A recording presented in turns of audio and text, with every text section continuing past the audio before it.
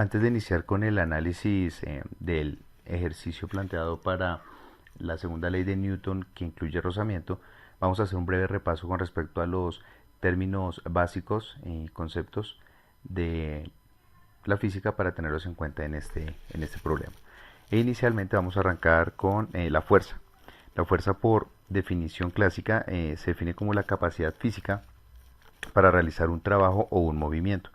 Pero en este caso en particular, que estamos ya orientados en la física, en el contexto de la física, tenemos que ser un poco más técnicos en esa definición.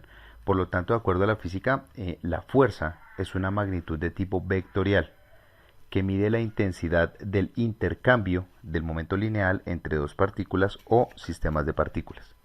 Debemos recordar que, ya que es una cantidad vectorial, es una cantidad que se puede representar con una dirección y con una magnitud o con un valor, y eso nos va a permitir interactuar con otras fuerzas o con otros valores representados también a través de vectores en un sistema de cuerpo libre o en un diagrama de cuerpo libre para calcular la fuerza resultante.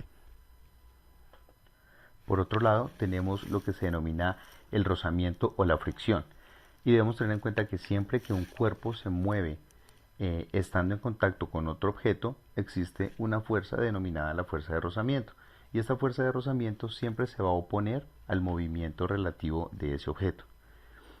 Estas fuerzas o la fuerza de rozamiento normalmente es producto de la adhesión de una superficie con la otra, debido a las irregularidades que tienen esas superficies en contacto. Es justamente el rozamiento lo que eventualmente hace que nosotros podamos caminar o que inclusive los frenos de un automóvil funcionen para detenerlo. En esos casos el rozamiento, digamos que es deseable, es una necesidad, pero hay casos en donde también se busca minimizar el efecto del rozamiento. Entonces, en una máquina, por ejemplo, si hay demasiado rozamiento, el desgaste de las piezas mecánicas internas, pues lógicamente no es deseable, o eventualmente la generación del calor por la fricción de componentes al interior de esa máquina. En automóviles o en aviones se busca justamente un diseño aerodinámico para evitar que las fuerzas de rozamiento pues generen algún tipo de efecto indeseable. Pero entonces hay que siempre tener en cuenta estas fuerzas porque están presentes en la naturaleza y hay maneras de potenciarlas o eventualmente de minimizarlas.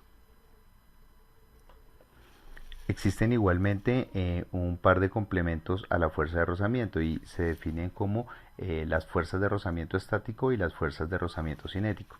¿Y cómo vamos a ejemplificar esto? Pues muy simple, cuando tenemos un bloque que está en una superficie horizontal y nosotros le vamos a aplicar una fuerza para desplazarlo, inicialmente el bloque no se va a mover.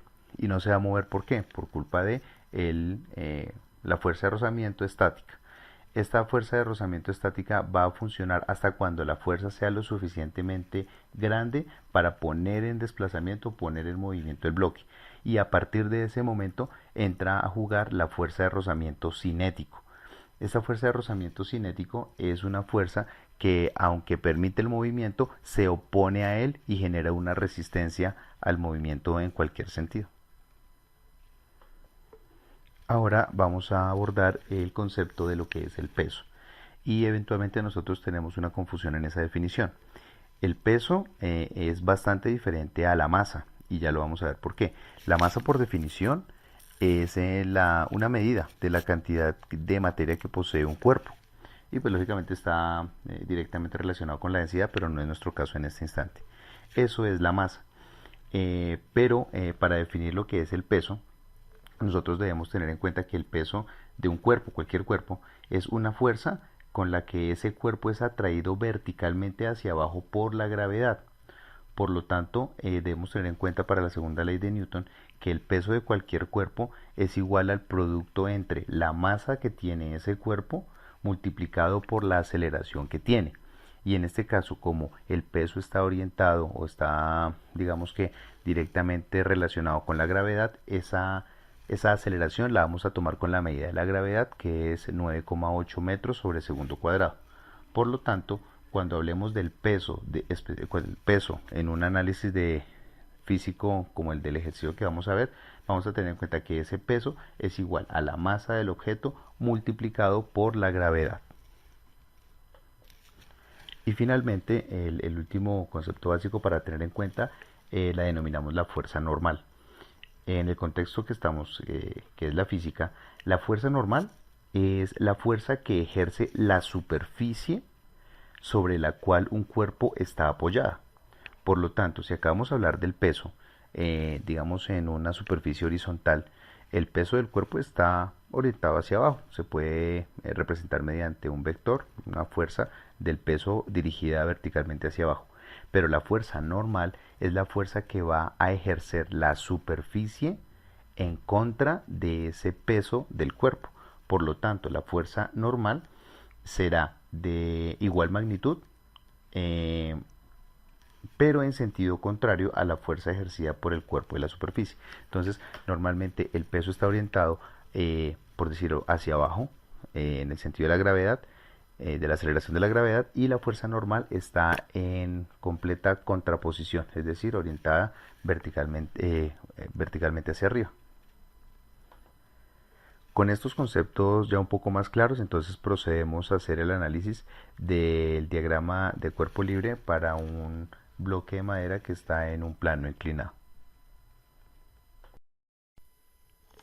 Continuando con el análisis de la segunda ley de Newton, vamos a tener en cuenta, como lo muestra la figura, un plano inclinado y sobre ese plano inclinado un bloque de madera que se va a desplazar desde la parte superior hacia la parte inferior. Lo primero que vamos a hacer para hacer este análisis es trazar imaginariamente un eje cartesiano. Este eje cartesiano tendría las siguientes características. Sobre el eje X, perdón, sería una línea que es paralela a la superficie de contacto que tiene el bloque de madera. Y perpendicular a ese eje X, pasando por el centro del bloque, vamos a proyectar nuestro eje Y. Sobre este sistema XY, nosotros vamos a graficar los vectores de las diferentes fuerzas que van a verse involucradas en este movimiento y de allí, pues lógicamente, sacar la fuerza resultante.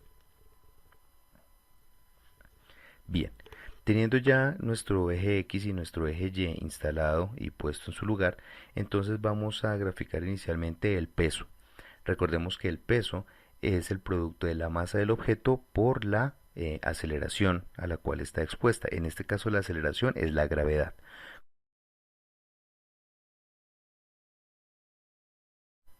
Es importante tener en cuenta la ubicación de este vector.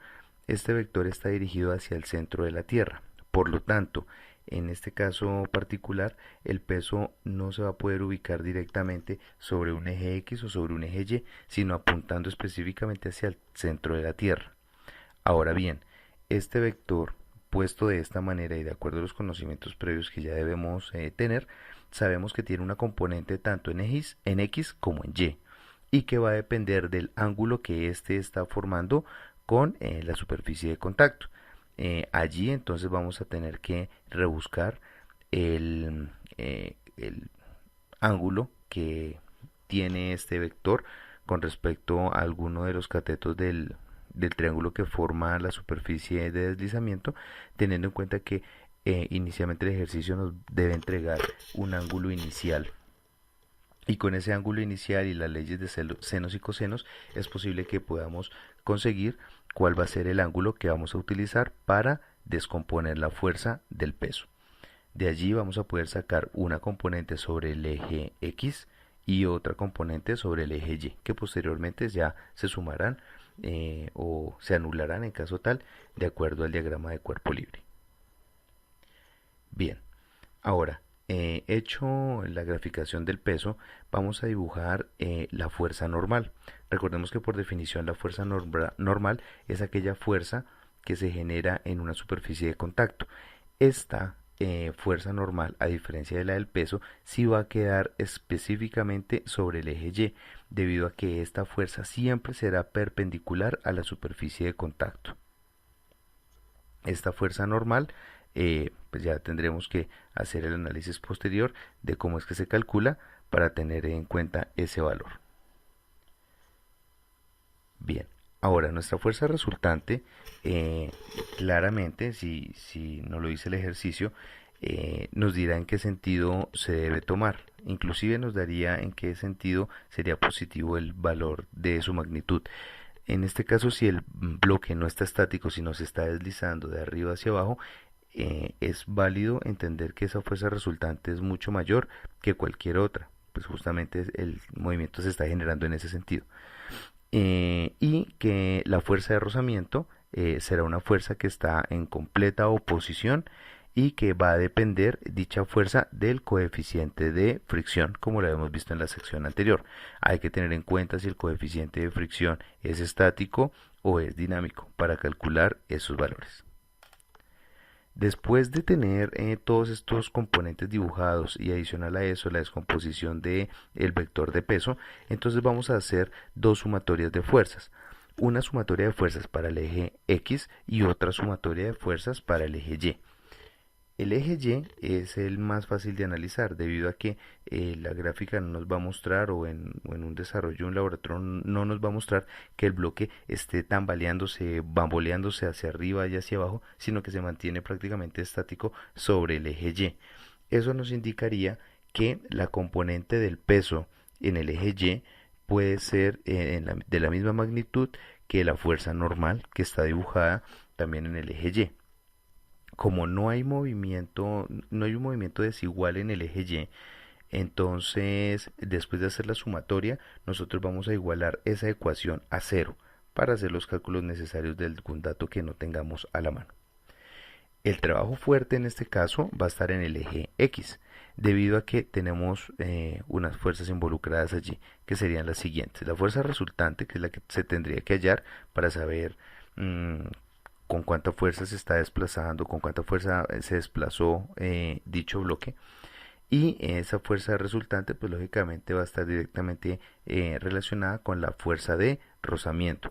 Fuerza como tal que debe estarse indicando en una posición, en una dirección completamente opuesta a la fuerza resultante.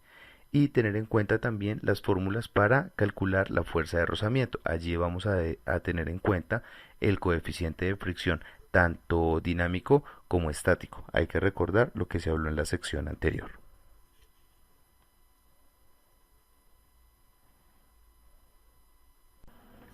Finalmente, ¿cómo quedarían expresadas nuestras ecuaciones para la sumatoria de fuerzas del diagrama de cuerpo libre? Entonces, inicialmente vamos a hacer la sumatoria de fuerzas en Y, como lo muestra el gráfico.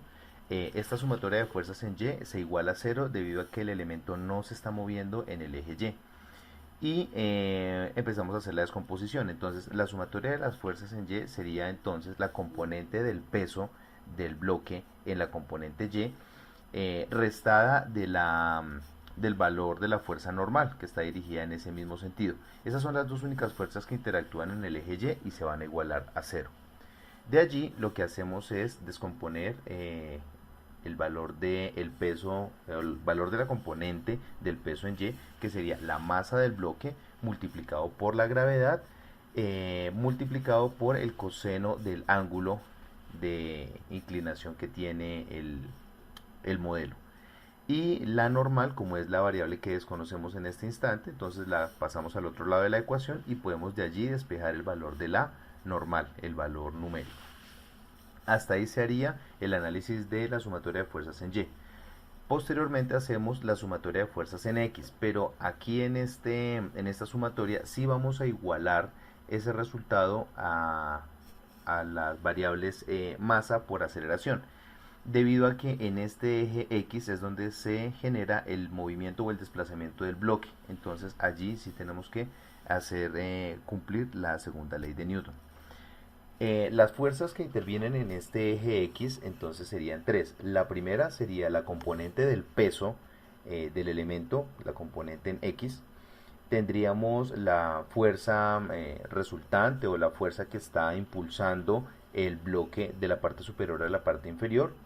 Y por supuesto, en contraposición a esta tenemos nuestra fuerza de rozamiento, que es la que se opone al movimiento en el sentido que ya hablamos anteriormente. Por esa razón lleva su valor negativo. Y todo este sistema lo vamos a igualar a la masa, la suma de las masas que están interactuando por la aceleración del sistema. hacemos nuevamente el desglose de cada una de estas variables. Entonces el peso con su componente en X sería la masa del bloque multiplicado por la gravedad multiplicado por el seno del ángulo de inclinación de nuestra superficie, más la fuerza que se está utilizando para desplazar el elemento. Esta variable es posible que nos la den en el ejercicio, siempre y cuando nos vayan a pedir de pronto la aceleración del sistema, o un caso contrario, nos dan la aceleración del sistema y nos piden hallar en particular esta fuerza resultante. Eso depende del ejercicio que nos propongan. Y finalmente la fuerza de rozamiento, que se calcula teniendo en cuenta el valor de la normal. Fíjense que aquí este valor de la normal lo sacamos del ejercicio anterior cuando se hizo la sumatoria de fuerzas en Y. Allí se coloca la normal multiplicada por el coeficiente de fricción dinámico o cinético, que lo habíamos hablado en una anterior sección. Y la multiplicación de esos dos elementos es el valor numérico de nuestra fuerza de rozamiento. Todo este sistema lo igualamos a masa por aceleración, y la masa al otro lado de la ecuación sería igual al valor de la masa de nuestro bloque. Y vuelvo y reitero, la aceleración puede ser una de las variables a encontrar o a descubrir en el ejercicio de acuerdo a lo que nos solicite. Muy bien, de esta manera hacemos entonces ya el cierre de esta corta y somera explicación con respecto a lo que es la segunda ley de Newton. Por su atención, muchísimas gracias.